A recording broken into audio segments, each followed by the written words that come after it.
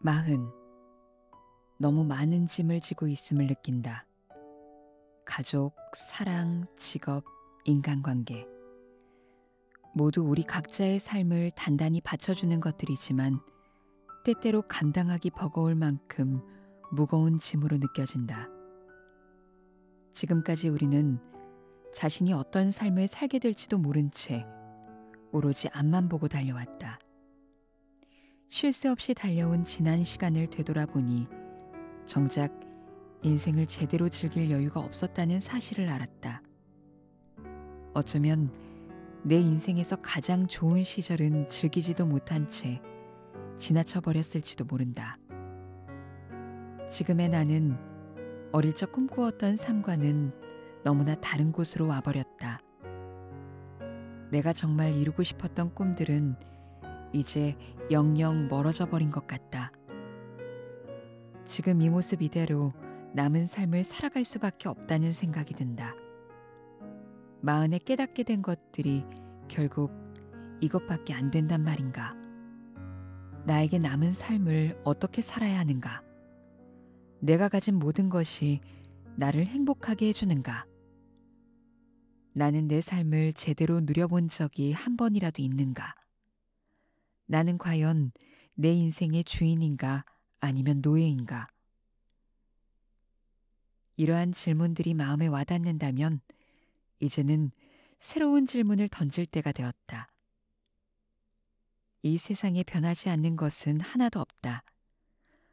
변하지 않는 것이 단 하나 있다면 우리는 언젠가 죽는다는 사실이다. 그러므로 앞으로 하루를 더 살든 50년을 더 살든 중요한 것은 인생의 정답이 아닌 질문을 찾아가야 한다는 것이다. 프리드리히 니체는 의심의 철학자라고 불린다. 그는 사람들이 아무런 의심 없이 믿어왔던 진리와 가치, 삶에 대해 의문을 던졌다. 그리고 진정한 삶이란 무엇인지 스스로에게 수없이 물어보았다. 삶이 무엇인지를 깨닫기 위해서는 자기 자신부터 알아야 한다. 또한 내가 어떤 존재인지를 깨닫기 위해서는 어떤 삶을 살았는지도 중요하지만 어떤 시선으로 삶을 바라보았는지를 알아야 한다. 니체는 인생의 마지막 질문을 찾았다. 나는 어떻게 이 삶을 사랑할 것인가? 마흔. 왜 니체 철학인가? 많은 사람이 별다른 일 없이 사는 것 같아도 사업 실패, 실직, 결혼 생활에서의 권태, 이혼, 가족과 친구의 죽음, 인간관계에서 오는 스트레스 등으로 고통받는다. 또한 그야말로 순식간에 바뀌어가는 사회의 변화와 갈수록 심해지는 물질 만능주의의 무한 경쟁으로 내몰리고 있다. 그럼에도 우리는 뒤처지지 않기 위해 달려왔다. 하지만 자신이 원하는 것이 아니라 다른 사람이 좋다고 평가하는 것을 좇느라 결국 진정한 자기는 실종된 삶을 살아왔다. 그랬더니 이제는 매일같이 우울, 두려움, 분노, 증오, 질투, 원한 같은 기분 나쁜 감정들에 휩싸인 병든 인간이 되었다. 차라투스트라는 이렇게 말했다에 등장하는 줄타는 광대처럼 우리는 아슬아슬하게 하루하루를 악정고토하며 산다. 앞으로도 이렇게 지루한 삶이 계속될 것 같다는 생각이 들면 맥이 빠진다. 이렇듯 삶의 한가운데에 나만 홀로 덩그라니 남겨진 기분이 든다면 이제 삶의 의미를 찾은 철학자 니체를 만날 시간이다. 과연 니체 철학의 어디에서 의미를 찾을 수 있을까? 첫 번째, 니체의 작품은 인생의 힘이 되는 주옥 같은 아포리즘으로 구성되어 있다. 고통으로 가득한 현실을 넉넉히 이겨낼 수 있는 뚝심 좋은 니체의 잠언들은 위로가 될 것이다. 두 번째, 니체 철학은 삶을 무엇으로 채울 것인가에 대한 해답이 들어있다. 마흔의 니체의 작품을 읽는다면 어떻게 공허한 마음을 다잡고 즐거운 인생을 살 수 있는지 그 해답을 찾을 것이다. 살아가는 동안 숱한 고민 속에서 우리는 해답이 있다고 믿고 그 해답을 찾아 헤매느라 고통스러워한다. 만약 몇 개의 해답을 찾았다고 해도 인생살이는 여전히 녹록지 않다. 여기에 니체가 이런 답을 내놓았다. 인생에 정답은 없다. 니체 철학은 허무주의, 즉 무의미한 삶에서 벗어나는 데에서 시작했다. 니체는 생각 자체를 바꾸라고 말한다. 지금까지 무언가에 의지하며 살았던 태도에서 벗어나 오직 자기 자신만을 의지하라고 말한다. 내가 진정으로 나답게 사는 것이 니체가 제시한 초인으로서의 삶이다. 세 번째, 니체는 단 한 번뿐인 이 삶을 사랑하는 방법을 알려준다. 이전에도 많은 사람이 삶은 고통 그 자체라고들 말했지만 지금은 유난히 더 그렇게 생각하는 듯하다. 마흔이면 삶이 익숙해질 때도 되었는데 낯설 때가 많다. 이런저런 문제가 우리의 삶을 올가매고 있어서 견뎌내기가 더욱 힘들다. 하지만 니체는 그럼에도 불구하고 이 삶을 사랑하라고 말한다. 이것이 내 운명을 사랑하라는 니체의 운명회의다. 니체는 그럼에도 불구하고라는 말을 좋아하였다. 그럼에도 불구하고는 비록 사실은 그러하지만 그것과는 상관없이라는 뜻이다. 니체는 우리의 인생이 고달픈 것은 사실이지만 그와 상관없이 이 삶을 사랑하라고 했다. 곧 행복은 세상을 어떻게 바라보는가에 달려 있다. 행복이나 불행은 자신이 처한 상황을 어떻게 받아들이며 현재 가진 것에 얼마나 만족하며 감사하는가에 달려 있다. 당신은 단 한 번뿐인 이 삶을 사랑하는가? 이 물음에 당신은 조금도 망설임 없이 그렇다고 대답할 수 있는가? 만약 그렇지 않다고 대답한다면 삶에 대한 열정이 식어서 그런 것이다. 열정은 삶을 이끌어가는 강렬한 의지의 표현이다.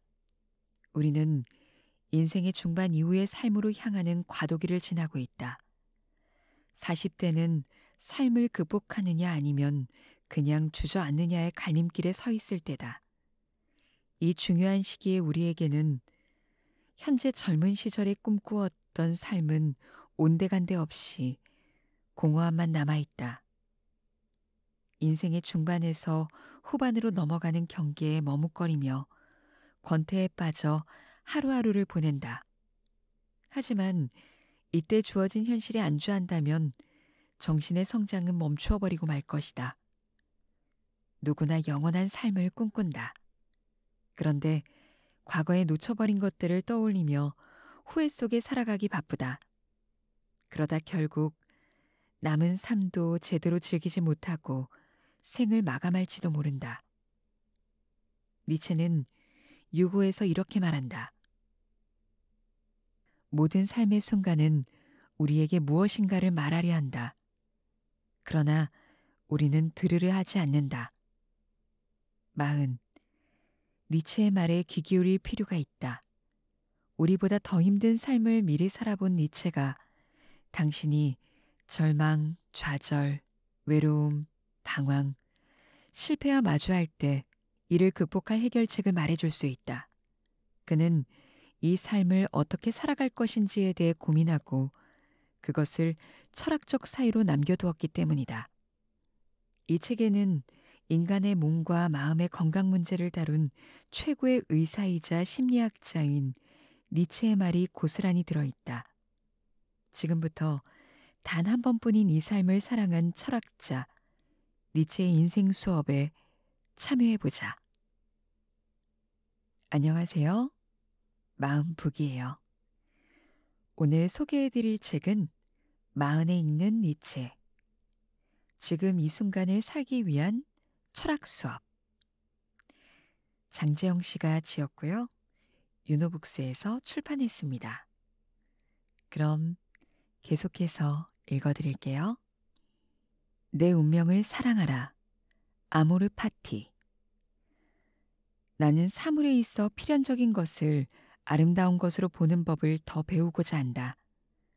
그렇게 하여 사물을 아름답게 만드는 사람 중 하나가 될 것이다. 내 운명을 사랑하라. 이것이 지금부터 나의 사랑이 될 것이다. 나는 추한 것과 전쟁을 벌이지 않으련다. 나는 비난하지 않으련다. 나는 비난하는 자도 비난하지 않으련다. 눈길을 돌리는 것이 나의 유일한 부정이 될 것이다. 무엇보다 나는 언젠가 긍정하는 자가 될 것이다.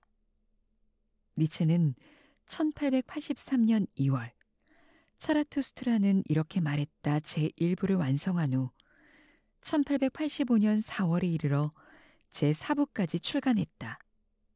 니체는 이 책을 가장 중요한 작품이라고 생각했으나 안타깝게도 당대에는 전혀 인정받지 못했다. 각 권이 100부도 팔리지 않았다. 심지어 제4부는 40부를 자비로 출판했다. 그래도 니체는 자신의 때가 아직 오지 않았다고 생각했다. 언젠가는 자신이 이해하는 삶과 가르침을 사람들에게 살도록 하고 가르치게 될 기관이나 차라투스트라를 해석하는 일을 하는 교수직이 만들어질 것이라고 예언했다. 니체의 이러한 자신감은 자기 자신을 진정으로 사랑하는 태도에서 비롯되었다. 운명에. 아모르 파티는 니체 사상의 중심을 이루는 하나이다. 내 운명을 사랑하라라는 운명에는 즐거운 학문의 새해에 처음으로 등장한다. 새로운 해를 맞이하면 모든 사람이 자신의 가장 소중한 희망을 표현하듯이 니체도 자신의 새해 소망과 신조를 말한다. 그때 특별히 스친 첫 번째 생각이 바로 운명에 대한 사랑이다. 운명에 자기 자신을 진정으로 사랑하는 법. 니체는 운명회를 앞으로의 삶에서 내게 근거와 보증과 달콤함이 될 생각이라고 한다. 그렇다면 내 운명을 사랑한다는 것은 어떤 의미일까? 필연적인 모든 것을 아름답게 바라보는 법을 배운다. 니체의 운명에 대한 사랑은 삶에서 필연적으로 다가오는 모든 것을 아름답게 바라보는 태도이다. 필연적인 것을 아름답게 본다는 것은 피할 수 없는 것을 받아들이는 것이다. 곧 자신의 운명을 있는 그대로 긍정하는 마음 자세이다. 비록 삶이 우리의 힘으로 바꿀 수 없는 것으로 가득 차 있을지라도 주어진 길을 담담히 걸어가는 것이다. 인생을 40년 넘게 살아온 지금 우리는 여러 상황에서 어느 시기보다 더 큰 어려움을 겪고 있다. 비록 인간관계, 사랑, 감정, 일, 건강 등의 문제로 고통을 겪더라도 받아들이고 인정하려는 태도가 필요하다. 니체도 바그너와의 결별, 루살로메에게 외면받은 사랑, 동생 엘리자베트와의 불화, 끝없이 반복되는 질병 등으로 고통이 반복되는 피폐한 삶을 살았다. 하지만 그는 다시 새로운 날이 밝아오면 언젠가 긍정하는 자가 되고자 한다고 결의에 찬 어조로 말했다. 나는 아직 살아있다. 나는 아직 생각하고 있다. 어차피 피할 수 없이 부딪혀야 할 운명이라면 그것을 견뎌야 할 뿐 아니라 아름답게 바라보는 법을 배워야 한다. 니체는 니체 대 바그너에서 높은 곳에서 바라보면 모든 것은 다 필연적이며 거시 경제적 의미에서는 모든 것은 다 그 자체로 유용하기도 하다라고 말한다. 또한 같은 책에서 자기가 겪은 고통 덕분에 깊이 괴로워하는 인간은 여느 가장 똑똑하고도 현명한 자들이 알 수 있을 만한 것보다 더 많이 알 수 있다라고 말한다. 삶을 아름답게 바라볼 수 있게 만드는 것은 바로 감사의 힘이다. 인생을 살다 보면 어쩔 수 없이 부닥치는 실직, 실연, 실패, 이혼 등 불행한 사건 때문에 자신의 운명을 원망하거나 저주하지 말자. 니체는 니체 대 바그너에서 어떤 때보다 내 삶에 가장 어려웠던 시절에 더 깊이 감사해야 하지 않을까라고 종종 자문에 썼다라고 말한다. 추한 것과 싸우지 않는다. 정신없이 돌아가 기진맥진했던 하루의 일과를 마친 후 잠들기 전에 종종 우리는 온종일 자신을 억눌렀던 감정의 무게를 느끼곤 한다. 직장에서 처리하기 힘든 일로 곤란한 상황에 부닥쳤을 때, 직장 상사나 아랫사람이 무시할 때, 진상 고객에게 스트레스를 받았을 때, 우리는 갈등의 상처로 잠 못 이룬 날이 얼마나 많았던가. 이런 추한 것과 싸울수록 감정의 쓰레기가 내면에 차곡차곡 쌓인다. 그래서 니체는 운명을 사랑한다면 추한 것과 싸우지 말아야 한다고 했다. 부정적인 감정에 휩싸인 상태가 계속된다면 좋은 기회도 놓치게 될 뿐만 아니라 창조적인 에너지와 활기마저 빼앗기게 된다. 비난하지 않으며 비난한 자를 비난하는 일조차 하지 않는다. 현재의 삶은 자신이 선택한 결과라고 흔히들 말한다. 하지만 내가 선택할 수 없이 결정된 것도 많다. 예를 들면 내가 태어난 조국, 나를 낳아준 부모, 외모, 타고난 재능, 바이러스 같은 재앙으로 인한 사업 실패 등은 피할 수 없다. 이렇게 내가 선택하지 않은 것들의 결과가 만족스럽지 않을지라도 삶을 절대로 비난하지 말라고 니체는 말한다. 인간의 자유의지를 긍정하는 철학에서는 무엇이든지 노력하면 된다고 말한다. 왜냐하면 사람에게 정해진 운명이란 없고 누구든 얼마든지 자신이 원하는 방향으로 살 수 있다고 보기 때문이다. 하지만 그렇기 때문에 자유의지의 철학은 실패한 사람에게 당신은 노력이 부족했기 때문에 실패했다며 일방적으로 책임을 묻는다. 니체는 이러한 입장을 단죄의 철학이라 부른다. 그는 우상의 황혼에서 의지에 관한 학설은 본질적으로 처벌을 목적으로, 그는 우상의 황혼에서 의지에 관한 학설은 본질적으로 처벌을 목적으로, 즉 죄를 찾아낼 목적으로 고안되었다라고 말한다. 니체의 말처럼 우리는 지금 이 순간부터 자신을 탓하거나 다른 사람을 탓하지 말자. 운명에는 타인뿐만 아니라 자기 자신도 비난해서는 안 되는 것이다. 내가 선택할 수 없는 일이라면 스스로를 비난하거나 변명할 필요도 없지 않은가. 세상에 이미 정해진 것은 없다고 생각한다. 니체가 말한 내 운명을 사랑하라라는 운명애가 숙명론을 의미하는 것은 아니다. 숙명론은 말 그대로 사람은 태어날 때부터 모든 것이 정해져 있다는 이론이다. 숙명론은 자유의지와 노력으로 자신의 운명을 바꿀 수 없다는 입장이므로 사람을 무기력하게 만든다. 그래서 실패한 사람이 결과를 운명의 탓으로 돌리고 삶을 수동적으로 살아가게 한다. 숙명적인 삶은 우리가 추구해야 할 초인의 삶과는 너무나 거리가 멀다. 니체의 운명에는 자신의 운명을 있는 그대로 허용하며 성장의 기회로 받아들이는 것이다. 니체는 너무나 인간적인 두 번째 이야기에서 활동적이고 성공지향적인 사람들은 너 자신을 알라라는 격언에 따라 행동하지 않는다고 말한다. 대신 자신을 원하라. 그러면 너 자신이 될 것이다 라는 명령에 따라 행동한다고 한다. 세상에 이미 결정된 일은 없듯이 이미 정해진 나의 모습도 없다. 자신이 원하는 대로 나의 모습이 변해갈 뿐이다. 운명의 여신은 항상 자신의 바람직한 모습을 적극적으로 꿈꾸는 사람에게 더 많은 선택권을 선사한다. 오늘의 나는 어제한 선택의 산물이다. 세상을 살다 보면 종종 힘든 상황에 부딪혀 육체적, 정신적으로 무기력함에 빠져들기도 한다.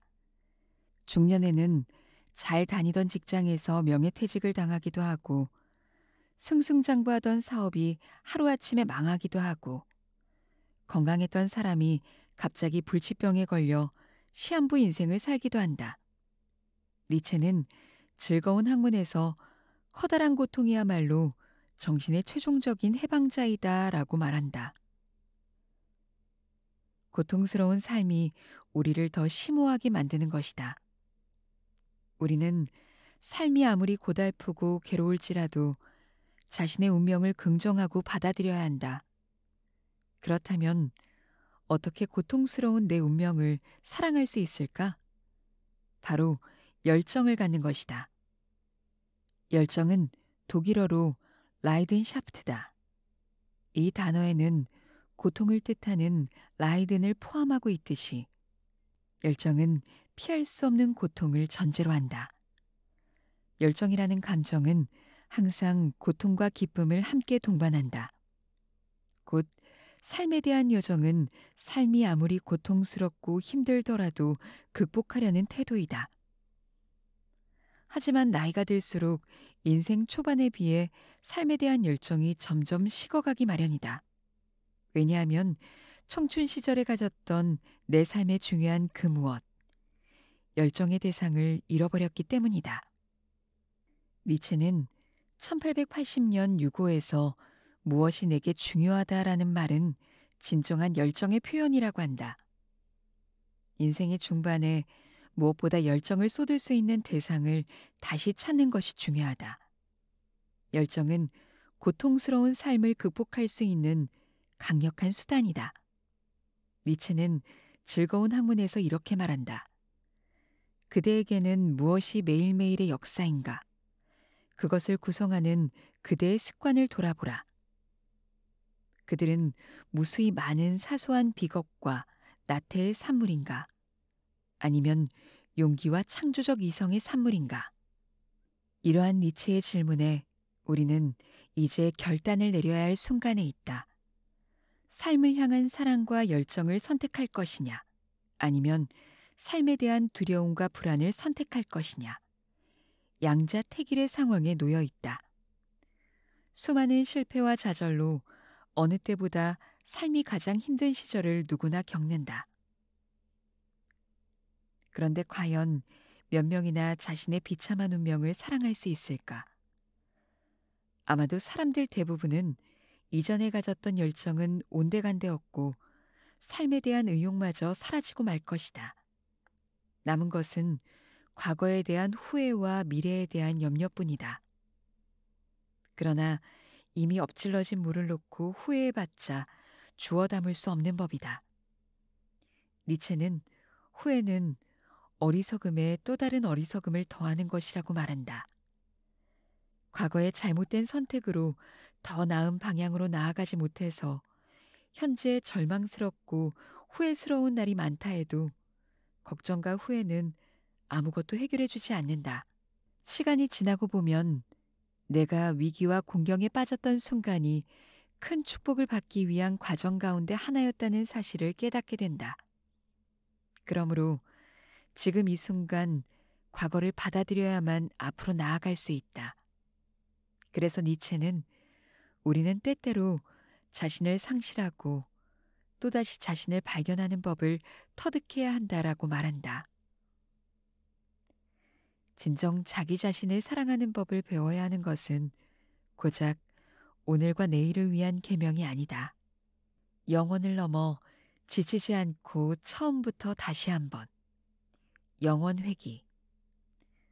모든 것은 가고 모든 것은 되돌아온다.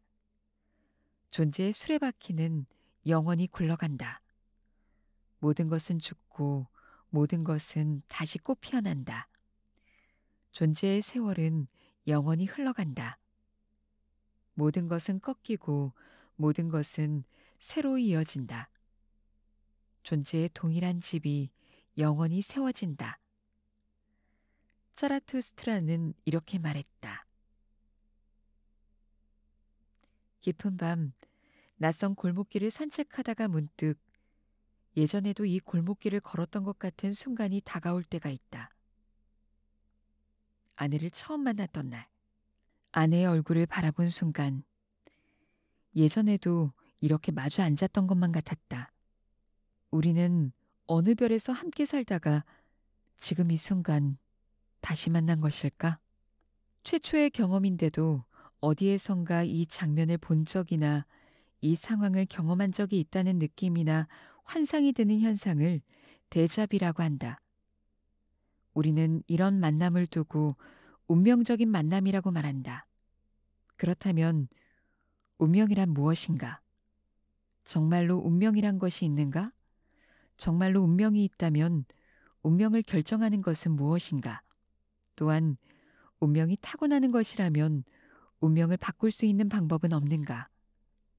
니체는 이 사람을 보라 해서 영혼 회귀 사상이 불현듯 떠올랐던 순간을 회고한다. 그는 1881년 8월 어느 여름날에 질바플라나 호숫가의 숲을 걷고 있었다.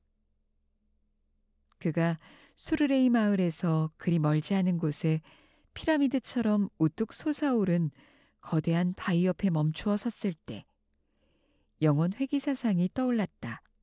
니체는 이 영혼 회귀 사상이 차라투스트라는 이렇게 말했다의 근본 사상으로 도달될 수 있는 최고의 긍정 형식이라고 말한다. 이 삶을 똑같이 반복해서 살 수 있는가? 영혼 회귀는 동일한 것이 동일한 모습으로 영원히 반복해서 되돌아온다는 뜻이다. 니체의 작품 중 즐거운 학문의 최대의 무게라는 아포리즘은 영혼 회귀 사상을 잘 표현한다. 니체는 어느 날 낮이나 어느 날 밤에 악령이 고독에 잠겨있는 그대의 뒤로 살며시 찾아온 상황을 가정해 보라고 한다. 악령은 그대에게 너는 이 삶을 다시 한번 그리고 무수히 반복해서 다시 살기를 원하는가? 라고 묻는다.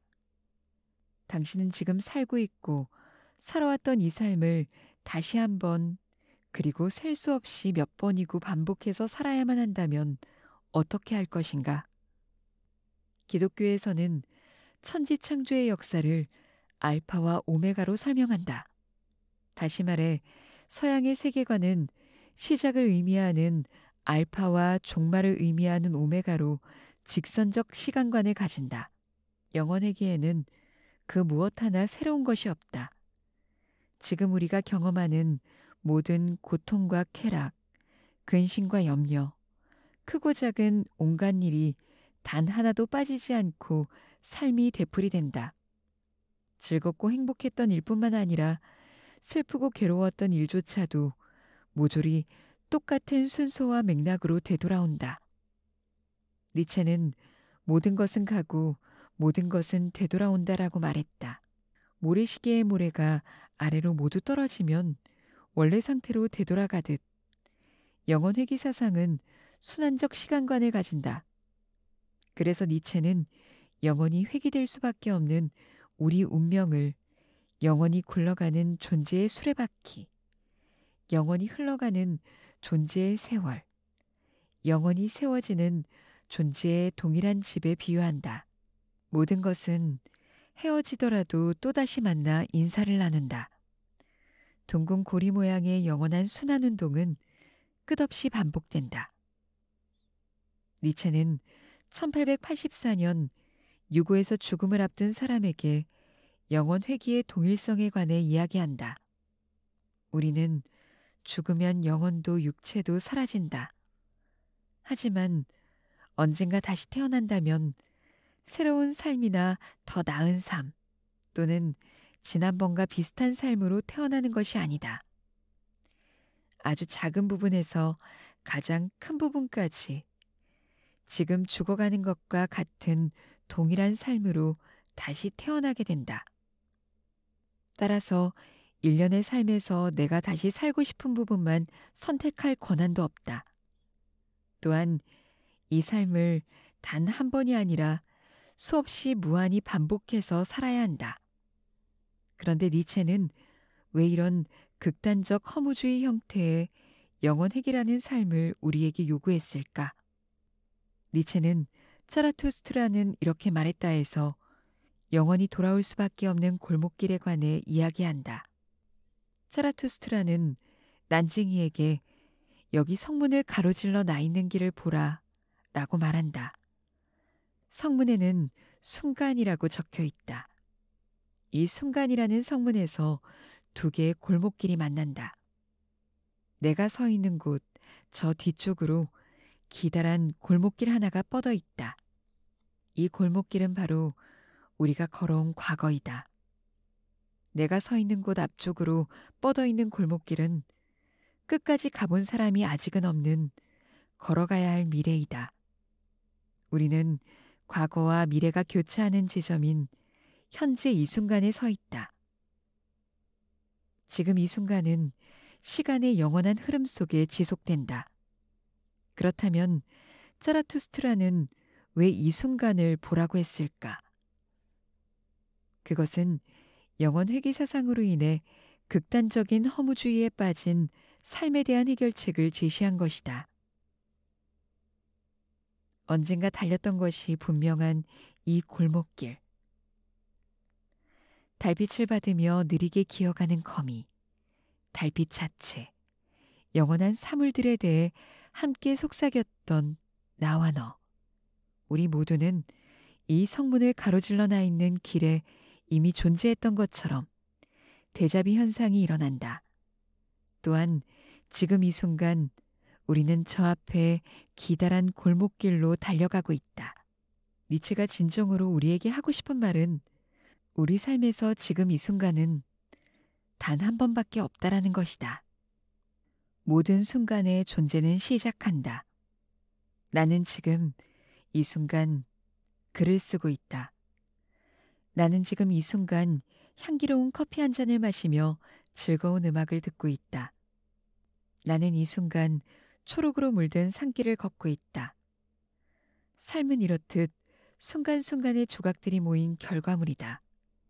니체는 모든 순간의 존재는 시작한다라고 말한다. 우리는 이 순간을 산다. 그런데 아이러니하게도 우리는 순간을 살아갈 수 없는 존재이기도 하다. 어린 시절에 커다란 상처를 받은 사람은 트라우마에서 벗어나지 못해 과거에 사로잡혀 살 수밖에 없다. 또한 커다란 야망에 사로잡혀 있는 사람도 미래에 대한 기대와 두려움으로 이 순간을 제대로 살지 못한다. 과거와 미래를 위해 현재 이 순간을 헛되이 보내는 사람이 많다. 매 순간을 충실히 살아간다는 것은 결코 쉬운 문제가 아니다. 우리가 실제 있는 곳은 과거도 아니고 미래도 아니다. 바로 지금 이 순간, 이 자리이다. 살아있는 인간은 누구나 이 대지에서 벗어날 수 없다. 지금 이 순간이 아닌 다른 곳에 존재할 수 없다. 니체는 그래서 이 대지를 사랑하라 라고 말했다. 과거와 미래는 현재 이 순간에 의해 결정된다. 동일한 모습이 영원히 반복된다는 사실이 저주가 되느냐 축복이 되느냐를 결정하는 것은 바로 이 순간이다. 그러므로 지금 이 순간을 헛되이 보내지 않는다면 삶을 과거로 되돌릴 수는 없지만 바꿀 수는 있다. 다시 말해 나의 운명이 달라질 수 있다. 진정으로 운명을 바꾸고 싶다면 현재 이 순간에 집중하고 충실해야 한다. 당신이 바로 지금 이 순간에 존재할 때 운명은 진정으로 살아 움직이게 된다. 니체는 차라투스트라는 이렇게 말했다 해서 말한다. 아, 나의 영혼이여. 이제 그 어디에도 이보다 더 사랑에 넘치고 더 넓고 더 광대한 영혼은 없을 것이다. 미래와 과거가 그대에게서처럼 더 밀접하게 결합되어 있는 곳이 어디에 있단 말인가. 우리는 삶이 단 한 번밖에 존재하지 않는다는 사실을 망각하고 산다. 인생 초반에는 아직 살아갈 날이 많이 남아 있다고 생각하기 때문에 주어진 순간을 하찮게 여긴다. 그때는 최선을 다하지 않는 삶을 살았다.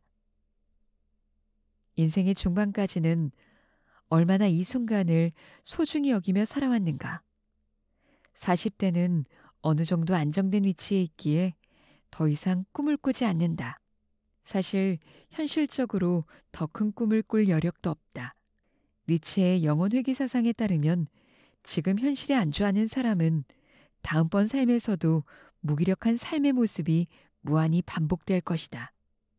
하지만 지금 이 순간에 더 높이, 더 열정적으로 꿈꾸는 사람은 계속해서 상승하는 삶을 무한히 반복할 것이다. 이 순간은 나에게 가장 중요하다. 이 책은 여기까지 읽어보겠습니다. 오늘도 행복하세요. 얼마스 때